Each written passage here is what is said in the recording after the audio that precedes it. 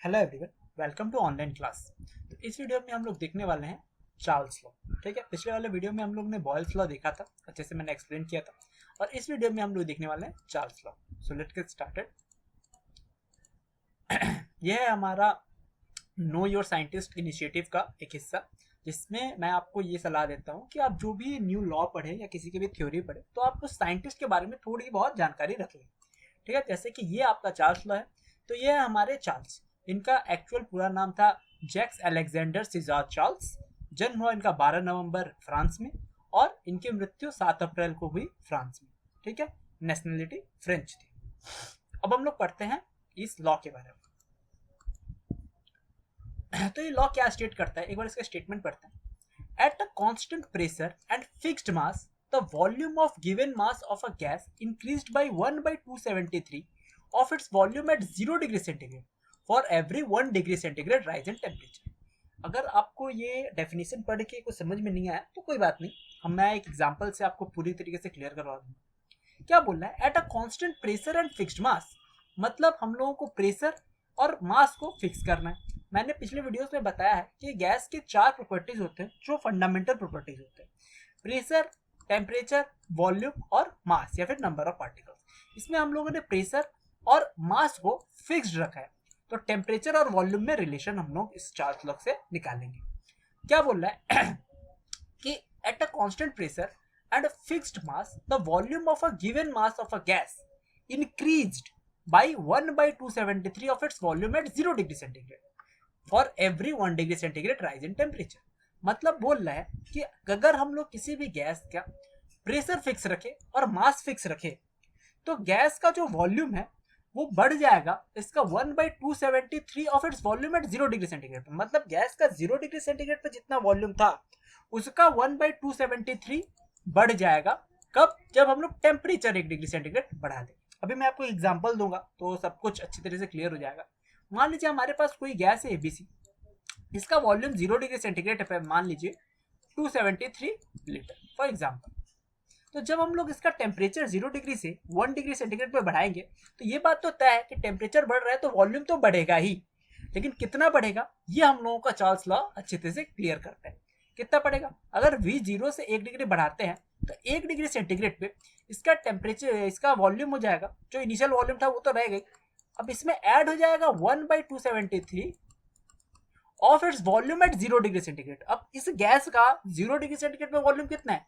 273 है, तो ये 273 ऑफ 273 हो जाएगा। तो यहाँ से ये कट जाएगा और 1 लीटर वॉल्यूम बढ़ जाएगा।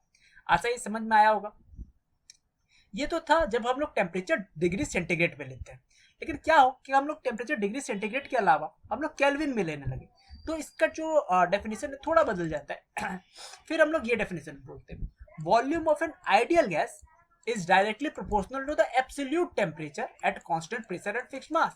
कि अगर हम लोग प्रेशर कांस्टेंट रखें और मास फिक्स रखें तो आइडियल गैस का जो वॉल्यूम है वो डायरेक्टली प्रोपोर्शनल होता है इसके टेम्परेचर के। ऐसा ही समझ में आया होगा। अब मैं आपको इसका थोड़ा सा मैथमेटिकल एक्सप्रेशन दिखाता हूँ कि जैसे मैंने बताया कि मान लीजिए कोई गैस है जिसका वॉल्यूम 0 डिग्री सेंटीग्रेड पे V0 है। जब हम लोग टेम्परेचर 1 डिग्री सेंटीग्रेड बढ़ाएं तो इसका जो नया वॉल्यूम आएगा V1, तो ये कितना हो जाएगा? V0 plus 1/273 degree of V0। यही बोलता है क्या आपका ये चार्ल्स लॉ कि जो वॉल्यूम है वो 1/273 of its volume at 0 degree centigrade, मतलब 1/273 इंटू जब ये गैस का वॉल्यूम 0 डिग्री सेंटीग्रेड पे जितना था उतना। ऐसा ये समझ में आया होगा। जब हम लोग वॉल्यूम एक और बढ़ा देते हैं, V2 कर देते हैं, 1 डिग्री और बढ़ा दिया यहाँ पे, तो V0 ये तो रह गई 273 इंटू V0 प्लस फिर 1/273 इंटू V0 हो जाएगा। ये क्यों हुआ? क्योंकि ये जो था ये तो आपका अर्लियर वॉल्यूम था। अब इसी वॉल्यूम में और कितना ऐड हो जाएगा? अब इसमें ऐड उतना ही होगा 1/273 of its volume at 0 degree centigrade. Similarly अगर हम लोग इसी पैटर्न को रिपीट करते जाए और Vt का वैल्यू निकाले तो क्या आ जाएगा? V0 plus 1/273 into V0। देखो जब हम लोग 1 डिग्री का वैल्यू निकाल रहे थे तो एक बार इस टर्म को लिखे थे, जब 2 डिग्री का वैल्यू निकाल रहे हैं तो 2 बार इस टर्म को लिखेंगे, वैसे ही जब 3 बार निकालेंगे तो 3 बार इस टर्म को लिखेंगे, वैसे ही अगर T बार इस टर्म को निकालेंगे तो टी टाइम्स इस टर्म को लिखेंगे, ठीक है।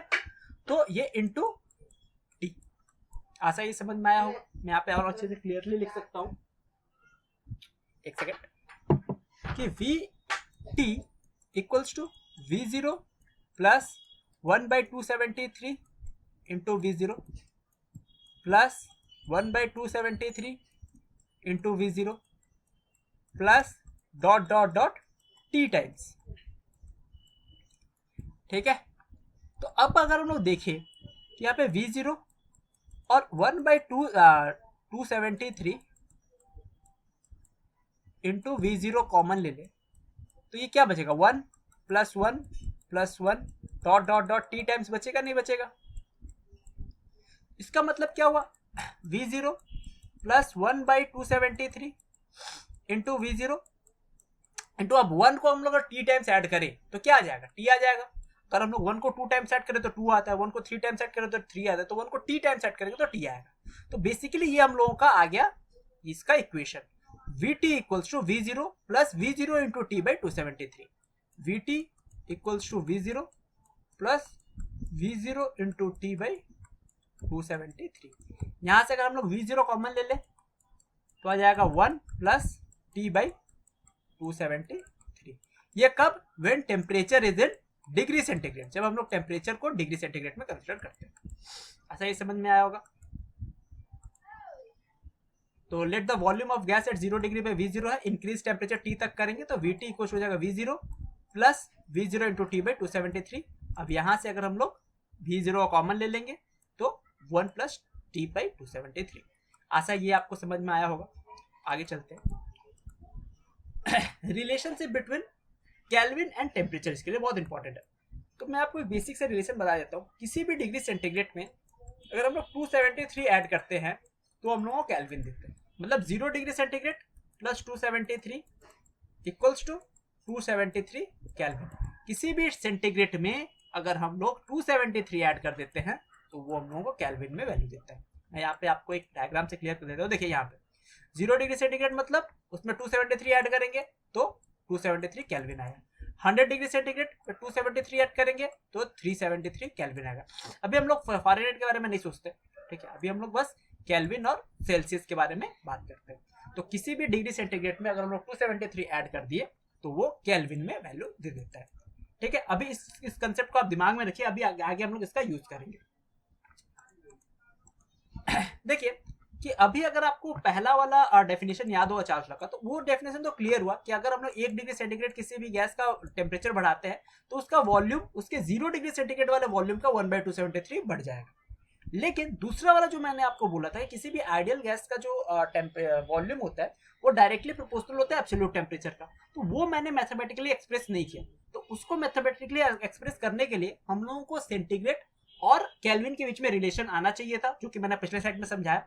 अब मैं आपको दूसरा वाला आपका जो स्टेटमेंट है उसका मैथमेटिकल एक्सप्रेशन दिखाता हूं। तो हम लोगों को पता है जो V0 होता है, V0 VT को अभी हम लोग ने सॉल्व किया, VT को V0 plus V0 into T by 273।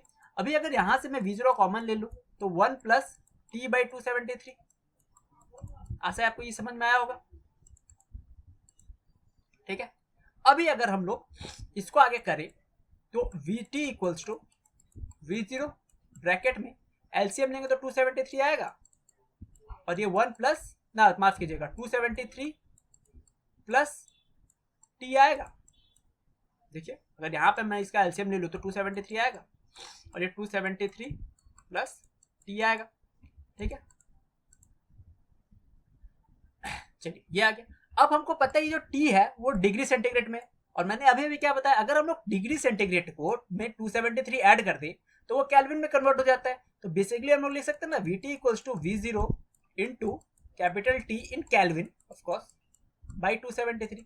देखिए जो एब्सोल्यूट टेम्परेचर होता है ना वो हमेशा हम लोग केल्विन में ही लिखते हैं, हम लोग सेंटीग्रेड में लिखना अवॉइड करते हैं, ठीक है। तो इसको हम लोग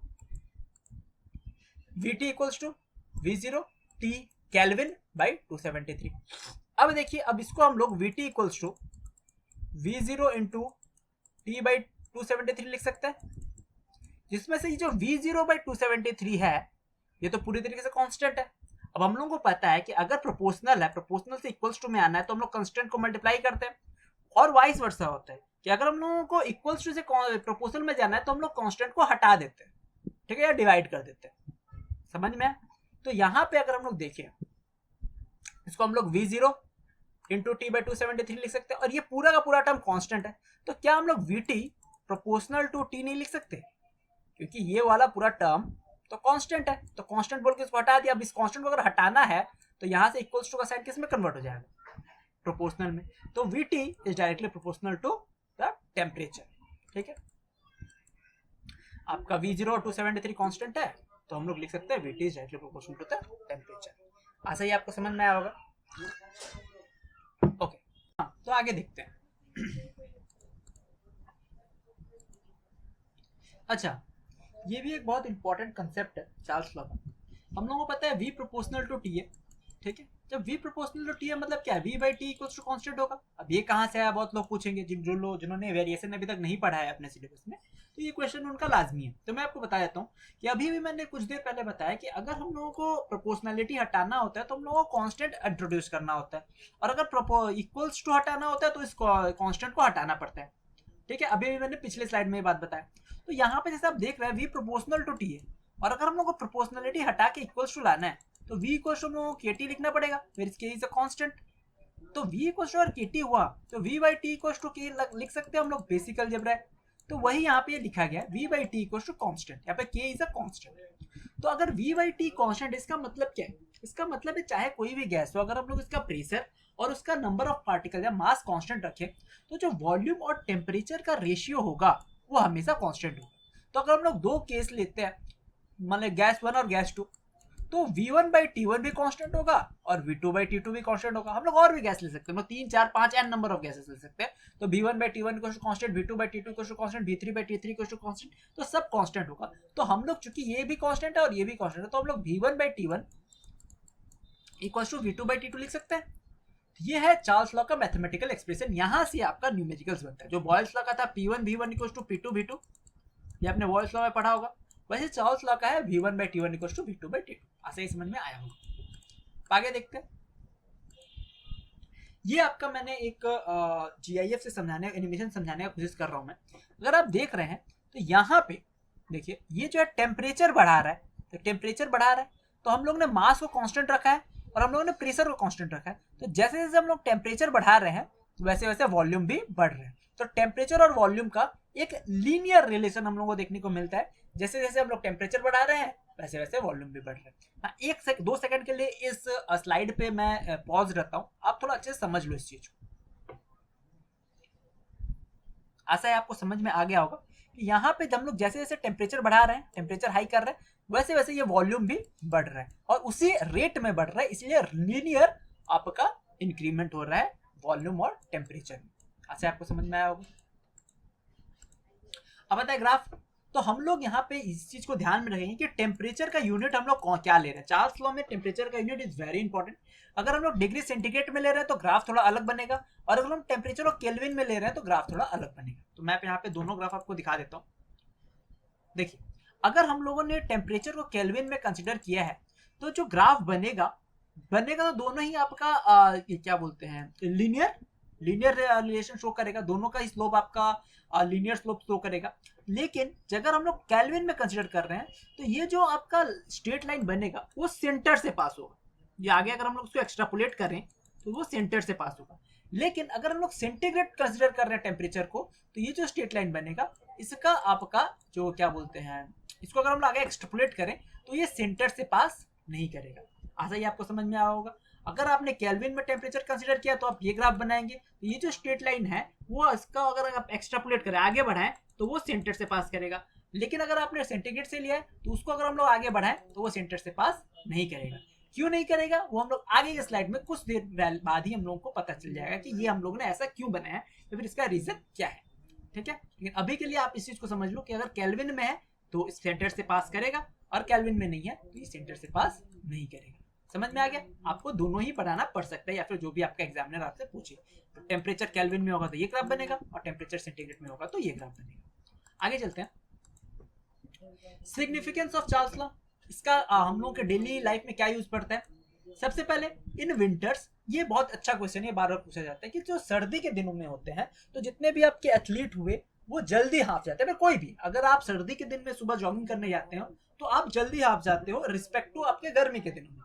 ठीक है, तो ऐसा क्यों होता है? सिंपल सा बात है कि सर्दी के दिनों में टेम्परेचर कम होता है, और चार्ल्स भाई साहब हम लोग को बोल के गए हैं टेम्परेचर कम होगा तो वॉल्यूम भी कम होगा, क्योंकि डायरेक्ट रिलेशन होता है, टेम्परेचर बढ़ेगा तो वॉल्यूम बढ़ेगा और टेम्परेचर घटेगा तो वॉल्यूम भी घटेगा। अब चूंकि वॉल्यूम घटे जाएगा तो हम लोग का लंग्स का कैपेसिटी भी घट जाएगा, क्योंकि लंग्स में जितना एयर जाता है वही तो वॉल्यूम ऑफ एयर कंज्यूम करते हैं हम लोग। तो चूंकि वॉल्यूम घट गया तो हम लोगों का लंग्स का कैपेसिटी घट जाएगा, लंग्स का कैपेसिटी घट जाएगा तो हमारे बॉडी में ऑक्सीजन का कमी पड़ जाएगा, ऑक्सीजन का कमी पड़ जाएगा तो हम लोग हांफने लगते हैं। ठीक है, हेवी ब्रीदिंग होने लगता है और ये डिफिकल्ट होता है। जो बेसिकली एथलीट होते हैं जिनको फ्रीजिंग कोल्ड में खेलना होता है तो बहुत जल्दी थक जाते हैं, क्योंकि उनके बॉडी में ऑक्सीजन का मात्रा कम होता है। ठीक है, आप एक बार इसको पढ़ लो। In winters when the weather is cool the capacity of human lung decreases. क्यों? क्योंकि वेदर कूल है, टेम्परेचर कम है तो उसका वॉल्यूम भी कम होगा। This make it more difficult to for athlete to perform on a freezing winter day and it also become difficult for people to go jogging. सर्दी के दिन में जॉगिंग जाना भी आपको तकलीफदेह हो सकता है।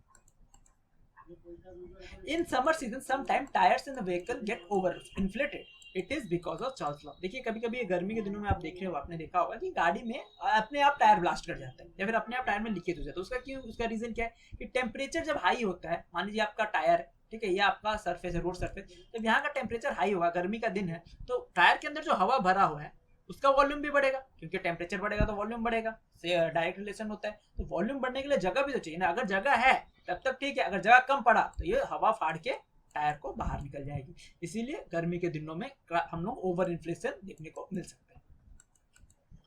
Use of hot air balloon, इसको हम लोग आगे स्लाइड में पढ़ेंगे। यहाँ पे आगे स्लाइड में क्वेश्चन है, मैं उसका अभी आपको आंसर बता देता हूँ। आपने देखा होगा हॉट एयर बलून जो ऐसे होता है, इसमें लोग बैठते हैं, यहाँ पे लोग बैठते हैं, यहाँ पे आग जल रहा होता है इस जगह। तो वो आग क्यों जलाते हैं उसमें? उसका रीजन क्या है? उसका बेसिक सिंपल सा फंडा ये है कि अगर हम लोग यहाँ पे आग लगाते हैं तो यहाँ का हवा क्या हो जाएगा? गर्म हो जाएगा। हवा अगर गर्म होता है तो वॉल्यूम क्या होगा? वॉल्यूम इंक्रीज होगा। और हम लोगों ने कल ही पढ़ा था कि अगर वॉल्यूम इंक्रीज होता है तो डेंसिटी क्या होगा? डेंसिटी घट जाएगा। और जब तुम्हारा इस एयर के, इस बलून के अंदर का डेंसिटी अपने सराउंडिंग से कम हो जाएगा, ये वॉल्यूम ऊपर उठ जाएगा। बेसिक सा फंडा है। तो यहाँ पे भी हम लोग चार्ल्स लॉ का यूज होता है। लिमिटेशंस ऑफ चार्ल्स लॉ, सबसे पहला कि ये जो है ये सिर्फ आइडियल गैसेस के लिए दिया जाता है। जैसे वो चाहे बॉल्स लॉ हो, चाहे चार्ल्स लॉ हो, चाहे एवोगाड्रोस लॉ हो, गै-लुसाक्स लॉ हो, सारे लॉज जो हैं वो आइडियल गैसेस के लिए हम लोग मतलब ओबे करते हैं। लेकिन हमको पता है जो आइडियल गैसेस है that is an hypothetical gas, वो रियल में एग्जिस्ट नहीं करता। आइडियल गैसेस से बहुत सिमिलर गैसेस एग्जिस्ट करती हैं, but exact ideal gas real life में एग्जिस्ट नहीं करता। It's a hypothetical gas. दूसरा कि जो चार्ल्स लॉ है holds good only for high temperature और लो प्रेशर। जब तक प्रेशर लो है तब तक आपका चार्ल्स लॉ हो, बॉयल्स लॉ हो, कोई भी लॉ हो, गैस लॉ हम लोग को पढ़ेंगे, वो सारे तभी लाइक सबसे अच्छा वर्क करते हैं जब लो प्रेशर होगा। लेकिन जब प्रेशर हाई होगा, टेम्परेचर लो होगा, तो ये लॉ अच्छे से काम करना बंद कर देते हैं। तीसरा रीजन क्या है? The relationship between the volume and temperature is not linear in nature at high pressures. Basically अभी हम लोगों ने देखा, जो अपने ग्राफ देखा, तो ये जो रिलेशन है ये लीनियर रिलेशन, ये स्ट्रेट लाइन बनना है, कर्व तो बन नहीं रहा है। ये एक स्ट्रेट लाइन है, मतलब लीनियर रिलेशन, मतलब ये बोल रहा है कि आप जिस रेट से टेम्परेचर बढ़ाओगे उसी रेट से वॉल्यूम बढ़ रहा है। बट हम लोगों को नेचर में ऐसा देखने को नहीं मिलता। नेचर में आपका वॉल्यूम का इंक्रीमेंट और आपके टेम्परेचर क्या बोलते हैं, टेम्परेचर के इंक्रीमेंट में हम लोगों को डिफरेंट टाइप को वेरिएशन देखने को मिलते हैं। तो यहाँ पे एक कर्व बनता है, न कि स्ट्रेट लाइन। तो यहाँ पे भी ये लॉ थोड़ा सा फेल कर जाता है। At high pressure, the repulsive force among the molecules are significantly increased, which causes the expansion of the volume. अगर जब हम लोग प्रेशर हाई करते हैं तो सारे मॉलिक्यूल्स पास पास में आते हैं, मॉलिक्यूल्स पास आते हैं तो उनमें होता है रिपल्सन। इस रिपल्सन की वजह से वॉल्यूम में क्या होता है? इंक्रीमेंट। ऐसा है, आपको लिमिटेशन समझ में आया होगा। अब आते हैं मेरे सवाल पे। Why hot air balloons is used for meteorological purposes? Hot air balloon को हम लोग मेट्रोलॉजिकल पर्पस के लिए क्यों यूज करते हैं? सिंपल है, the use of hot air balloon in the sports and meteorological purpose observation is interesting application of Charles law. According to Charles law, gas expand on heating and hot air is less dense than cool air. This cause hot air balloon to rise and displacing the cool air at the atmosphere. Simple सा बात है कि अगर हम लोग balloon के अंदर यहाँ पे आग लगाएंगे तो यहाँ पे होगा गर्मी, गर्मी की वजह से होगा वॉल्यूम में इंक्रीमेंट, वॉल्यूम बढ़ेगा तो डेंसिटी खत्म होगा, मतलब घटेगा, डेंसिटी घटेगा तो ये आसपास के एयर से लेस डेंस हो जाएगा और ऊपर की ओर बढ़ने लगेगा। ऐसे समझ में आया होगा। ये आपका फोटो लिया गया है कुछ 1783 में, अगर आपको यहाँ पे दिख पा रहे होगे तो ये 1783 का फोटो है। यहाँ पे आपको चार्ल्स दिखेंगे और उन्होंने पहला बलून यहाँ पे उड़ा के दिखाया था। ओके, अब आता है बहुत इंपॉर्टेंट सा एक टॉपिक, एब्सोल्यूट टेम्परेचर स्केल। अभी कुछ देर पहले जब मैं चार्ल्स लॉ आपको पढ़ा रहा था तब मैंने आपको बताया था कि जो अगर आप ग्राफ बना रहे हो, अगर आपका सेंटीग्रेड वाला ग्राफ है तो आपका ग्राफ कुछ ऐसे बनेगा, और अगर आपका केल्विन वाला ग्राफ है तो आपका ग्राफ कुछ ऐसे बनेगा। अब उसका रीजन मैंने बताया था कि आगे वीडियो में हमको पता चलेगा, तो अभी हम लोगों को पता चलेगा वो हम लोग ऐसा क्यों बनाते हैं। ठीक है, इससे पहले हम लोग देख लेते हैं absolute temperature scale. Absolute temperature scale को हम लोग केल्विन स्केल में हमेशा मापते हैं। ठीक है, और केल्विन जो है वो एक बहुत बड़े साइंटिस्ट थे। हालांकि केल्विन किसी साइंटिस्ट का नाम नहीं है, ये फन फैक्ट है। केल्विन इज अ डेजिग्नेशन, वो मिला था एक साइंटिस्ट को। ये है वो साइंटिस्ट विलियम थॉमसन, जो कि आपके ब्रिटेन से थे। ठीक है, यूनाइटेड किंगडम, और उनको 1824 में इनका जन्म हुआ था। यूनाइटेड किंगडम में ही वो मारे भी गए थे। तो ये विलियम थॉमसन जो थे, उन विलियम थॉमसन को मिला था केल्विन का उपाधि, और उन्हीं के नाम पे ये केल्विन स्केल पड़ा। ठीक है, तो क्या होता है absolute temperature scale? -273 degree centigrade या फिर 0 केल्विन को हम लोग एब्सोल्यूट जीरो टेम्परेचर कंसिडर करते हैं। Absolute temperature -273 degree centigrade और 0 Kelvin is called thermodynamic temperature, is the temperature of an object on a scale where which। तो क्या होता है absolute temperature scale में, होता क्या है? अगर हम लोग, माफ कीजिएगा, अगर हम लोग absolute जीरो टेम्परेचर तक पहुंच जाएं तो उस टाइम पे गैस में क्या क्या चेंजेस आएंगे उसको हम लोग स्लाइड में थोड़ा ऑब्जर्व करेंगे। सबसे पहला क्या होगा, volume would be zero. Gas का वॉल्यूम और गैस का प्रेशर दोनों ही जीरो हो जाएगा at absolute zero temperature. Gas का वॉल्यूम और गैस का प्रेशर दोनों क्या हो जाएगा, जीरो हो जाएगा एब्सोल्यूट जीरो टेम्परेचर।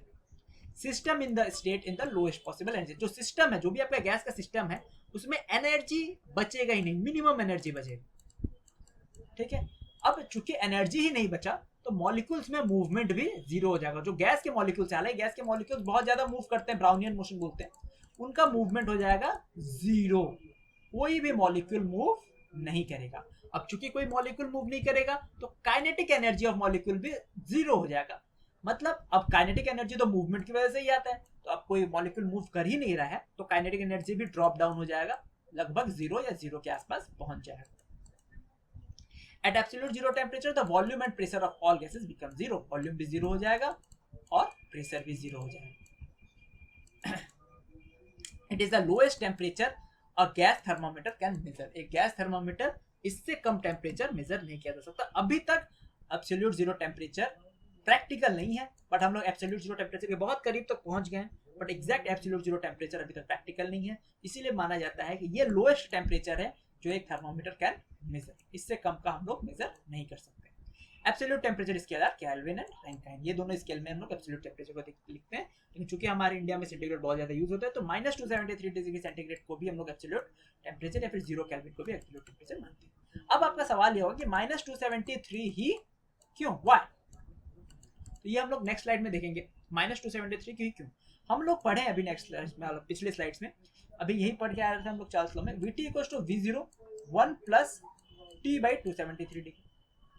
अभी अगर टी का वैल्यू में, अब मैं यहाँ पे T/273 क्यों लिया, क्योंकि मैं -273 डिग्री सेंटीग्रेड प्रूफ करना चाहता हूँ। ठीक है, अगर यहीं पे मैं 0 केल्विन प्रूफ करना चाहता तो हम लोग क्या लेते, V = KT।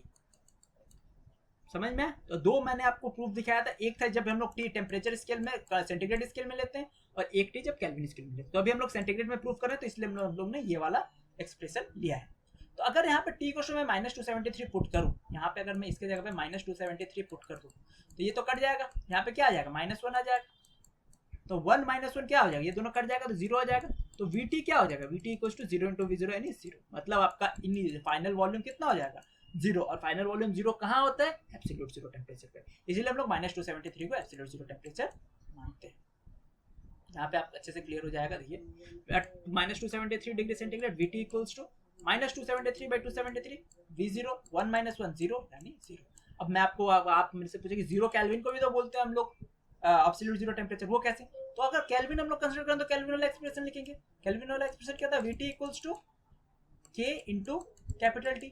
अब कैपिटल T को क्या, कैपिटल T को हम लोग 0 केल्विन कंसीडर करें तो K into 0 that is equals to 0। तो VT क्या हो जाएगा, फाइनल वॉल्यूम 0 हो जाएगा। फाइनल वॉल्यूम 0 कहाँ होता है, एब्सोल्यूट जीरो टेम्परेचर पे। ऐसे ही आपको समझ में आएगा। ग्राफ अभी अभी मैंने आपको बताया 2 ग्राफ, उसका रीजन यहाँ पे हम लोगों को पता चलेगा। देखिए कि अगर हम लोग इस ग्राफ में देखें तो ये केल्विन में टेम्परेचर शो कर रहा है, तो अगर वॉल्यूम को 0 करना होगा तो टेम्परेचर 0 केल्विन पे आएगा। यही तो है, वॉल्यूम भी 0 और टेम्परेचर भी 0। कब होता है वॉल्यूम 0 और टेम्परेचर 0, होता है केल्विन स्केल में। तो अगर यहाँ पे ये वाला स्ट्रेट लाइन अगर यहाँ टच कर रहा है, इसका मतलब है ये वाला जो पॉइंट है that is absolute zero temperature, absolute zero temperature. इसीलिए मैंने सेंटीग्रेड स्केल में यहां से टच नहीं करवाया। क्यों, क्योंकि फिर ये तो 0 डिग्री सेंटीग्रेड हो जाता। अब क्या 0 डिग्री सेंटीग्रेड पर किसी गैस का वॉल्यूम 0 हो सकता है क्या, नहीं हो सकता। कितने डिग्री सेंटीग्रेड पर गैस का वॉल्यूम 0 होगा, -273 डिग्री सेंटीग्रेड पर। मतलब आपने पिछले वाले ग्राफ में इतना ही देखा होगा यहाँ तक, लेकिन अगर उसी को हम लोग आगे एक्सट्रापोलेट करें तो जहां पे वॉल्यूम 0 हो रहा है that is this is absolute zero temperature, absolute zero temperature. ऐसा आपको समझ में आया होगा। अगर आपको एब्सोल्यूट जीरो टेम्परेचर का ग्राफ बोले तो केल्विन में ये हो जाएगा और सेंटीग्रेड में ये हो जाएगा। ठीक है, तो ये था आपका चार्ल्स लॉ। अब नेक्स्ट वीडियो में हम लोग देखेंगे गेल-लुसाक्स लॉ। गेल-लुसाक्स को मैं एक चीट लॉ मानता हूँ। ठीक है, ये मेरा पर्सनल व्यू है, कोई ऑफेंड मत होना, क्योंकि इन्होंने मुझे लगता है या तो इन्होंने या फिर आपका चार्ल्स, इन दोनों ने एक दूसरे को पूरी तरीके से कंट्रोल सी और कंट्रोल भी किया है, थोड़ा कुछ चेंजेस के साथ। आपने बचपन में सुना होगा जब आप चीटिंग करते थे तो आप अपने दोस्त को बोलते या फिर आपका दोस्त आपको बोलता था देख पूरा मत छाप लेना, थोड़ा बहुत चेंज कर देना। तो मुझे भी ऐसे लगता है जो आपका चार्ल्स लॉ है, ठीक है, एटलीस्ट क्लास 10 के लेवल तक का अगर मैं बात करूं तो गेल-लुसाक लॉ, चार्ल्स लॉ को छाप दिया, थोड़ा बहुत चेंजेस किया है, वो बहुत थोड़ा सा चेंजेस है, वो हम लोग नेक्स्ट वीडियो में डिस्कस करेंगे। तब तक के लिए खुश रहिए, पढ़ते रहिए। मैं आपको मिलता हूँ अगले वीडियो में, तब तक के लिए बाय।